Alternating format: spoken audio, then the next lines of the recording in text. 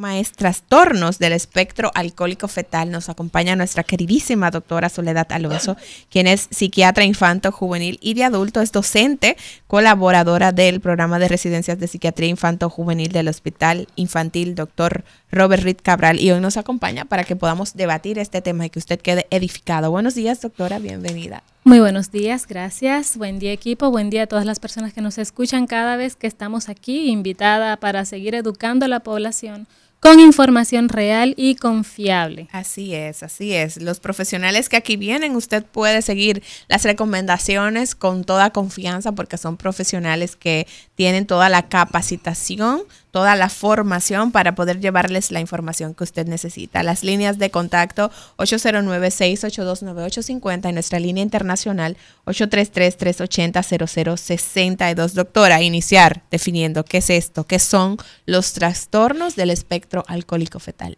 En primer lugar, no es un diagnóstico único, es una sombrilla diagnóstica que agrupa una serie de condiciones de salud que puede presentar cualquier niño o persona adulta, y se diagnostica ya más tardíamente, que estuvo presente y confirmado en la exposición prenatal de uso de alcohol en la mamá. En resumen, para que la población nos entienda, una cantidad de condiciones orgánicas y conductuales que se presentan en el bebé fruto de una mamá que bebió alcohol durante el embarazo. O sea que el niño estaba bebiendo en cuanto desde la pancita de su mamá, desde la pancita de su madre estaba consumiendo alcohol. Y eso tiene sus características, tanto a nivel orgánico, que pueden ser demostrables incluso en un examen físico, como a nivel conductual. Entonces, doctora, dentro de esta sombrilla, ¿existe alguna clasificación de los trastornos que puede presentar una persona que se expuso durante el embarazo al consumo de alcohol? Así es, hay 4 categorías principales.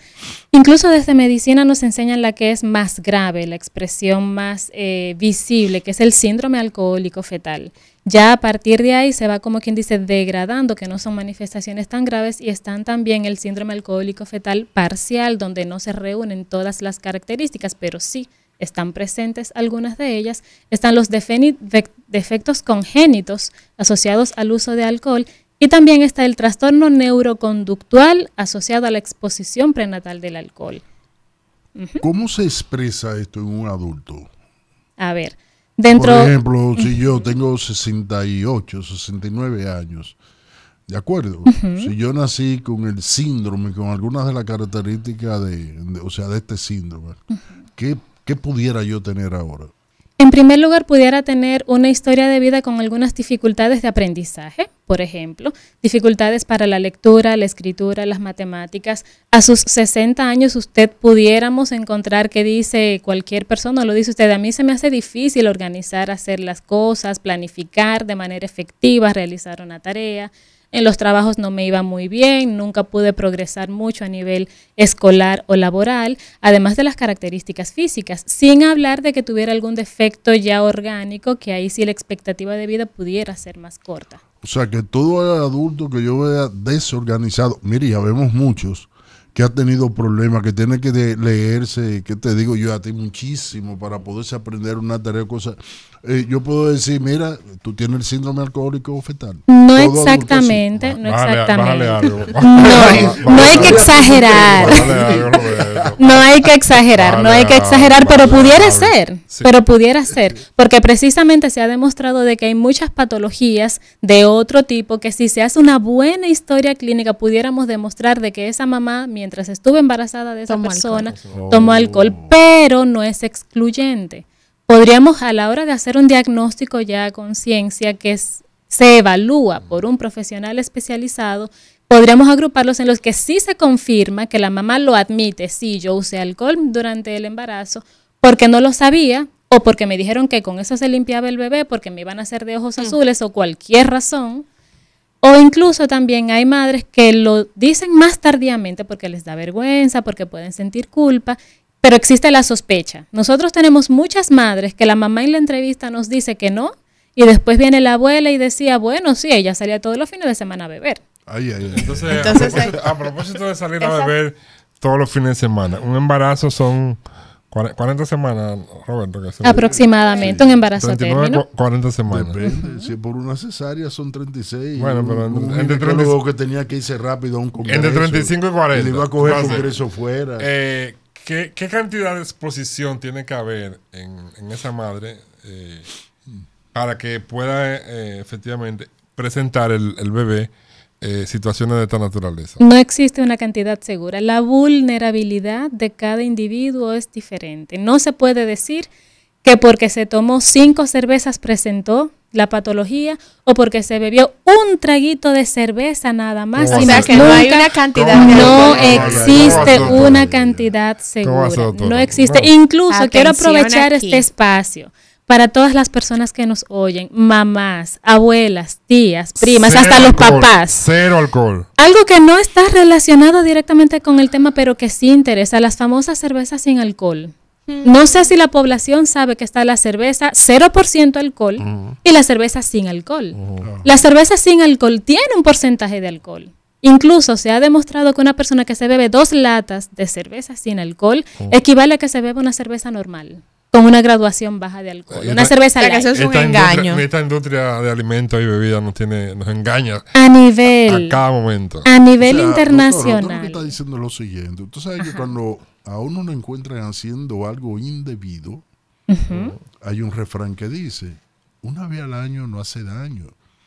Entonces, una copita durante el embarazo puede producir un daño de la naturaleza que usted ha descrito. Así es.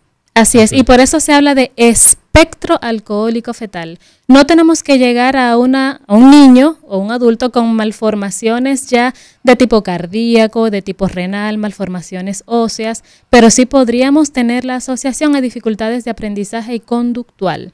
Entonces, cuando se hace la investigación, una copita que se pudiera tomar esa mamá, incluso porque todavía no sabe que está embarazada, no ha planificado un embarazo, está esperando que le llegue la regla y como no se planificó y estoy esperando que me llegue, me fui a beber una sangría con las compañeras de trabajo cuando salí. Ya ahí puede aparecer. Ya ahí se puede empezar a relacionar. Doctora, ¿y si el papá toma alcohol, también influye eso? A través de un beso, por ejemplo. No, el tema del espermatozoide, doctora, no influye. Directamente no.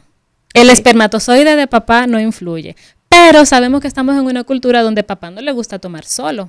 Sí, exacto. Entonces el papá va a salir a tomar a su viernes social y va a decirle a la esposa embarazada que la acompañe y le va a decir, mira mi amor, un traguito no te hace nada. Exacto. Entonces indirectamente pudiera predisponer a que esa mamá, esa señora embarazada, esa joven embarazada, para complacer, para socializar, se tome un traguito.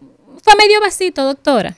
Y lo hacen. ¿Cuáles son los defectos, o sea, con lo que el niño puede nacer a causa de que su madre irresponsablemente consumió alcohol? Esos defectos congénitos. Precisamente, malformaciones cardíacas, esos ya son las anomalías congénitas que se detectan incluso desde temprana edad. Pudieran haber malformaciones cardíacas con falla cardíaca, malformación renal, que pudiera haber alteración del funcionamiento renal desde que es un bebé, un niño pequeño. Malformaciones óseas, por ejemplo, a nivel de la estructura de los huesos, la densidad de los minerales óseos también pudiera diagnosticarse. Doctora, ¿y qué prevalencia tiene esta patología o esta sombrilla? Esta sombrilla, bueno, el último documento que lanzó la Organización Panamericana de la Salud es del año 2020 y en ese documento, que es lo que podríamos considerar como la estadística mundial más formal, es de que aproximadamente 119,000 niños en el mundo cada año pudieran presentar este trastorno, esta sombrilla. Año. Cada 119,000 niños, doctora. Eso es a nivel mundial.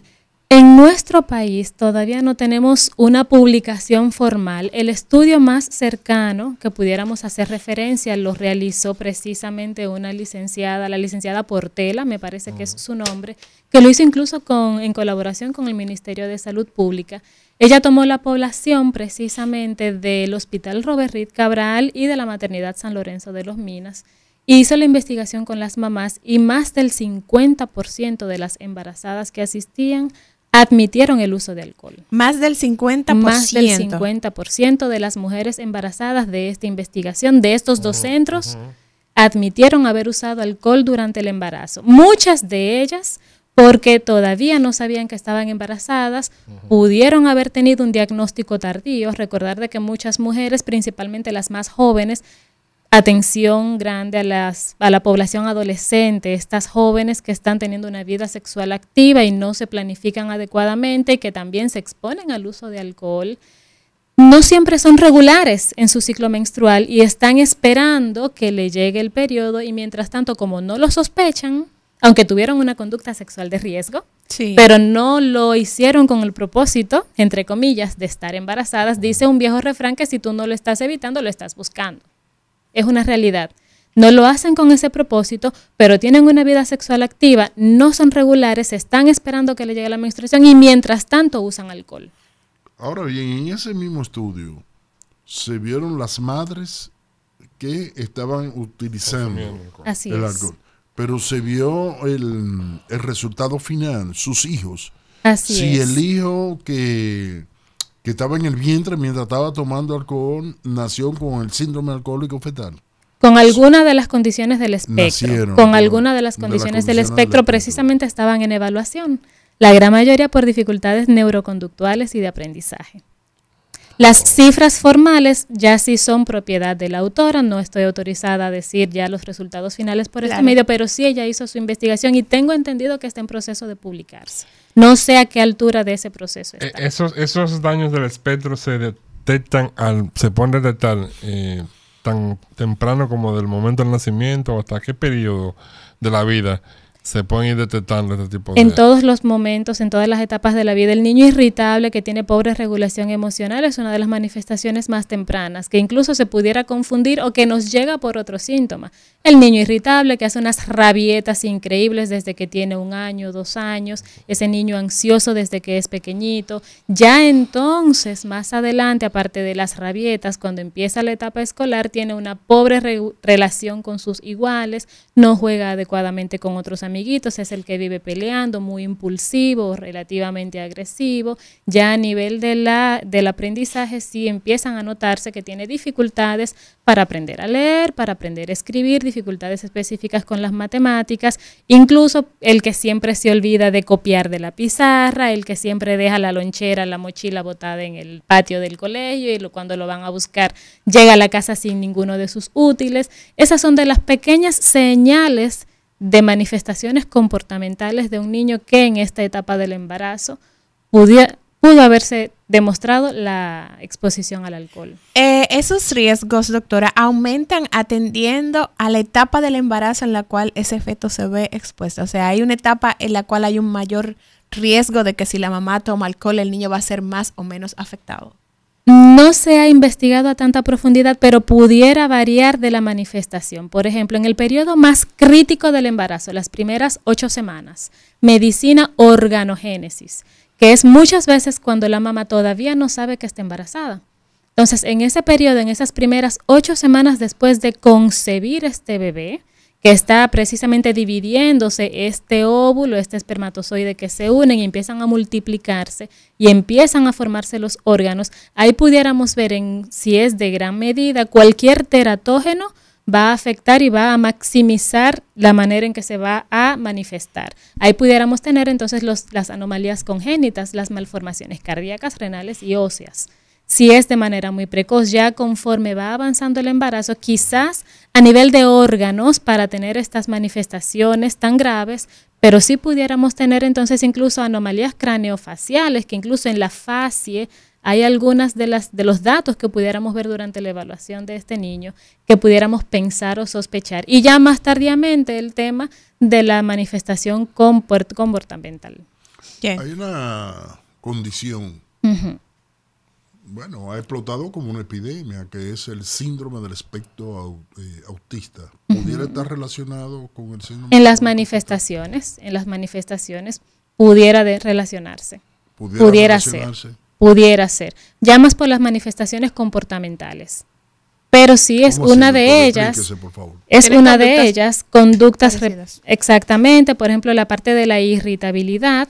la parte de cierta distractibilidad, pobre regulación emocional, aunque no son los síntomas nucleares del diagnóstico del autismo, pero sí nos pudiéramos sospechar. Sí está más relacionado con el TDAH que con el autismo, ya la parte de impulsividad, irritabilidad, pobres funciones ejecutivas. Doctora, escúchame, Roberto. Espérate. Dale, Roberto. Sí, TDAH, explíquelo. ¿Qué El es trastorno por déficit de atención y hiperactividad. Exacto. Exactamente, ese diagnóstico. Bueno, vamos a hacer una breve pausa. Tenemos muchas inquietudes aquí en cabina y sabemos que ustedes también. Al regreso vamos a abrir nuestras líneas para que usted tenga la oportunidad de expresar cualquier inquietud que tenga y que la doctora Soledad Alonso pueda darle respuesta. Así que no se mueva, regresamos en breve.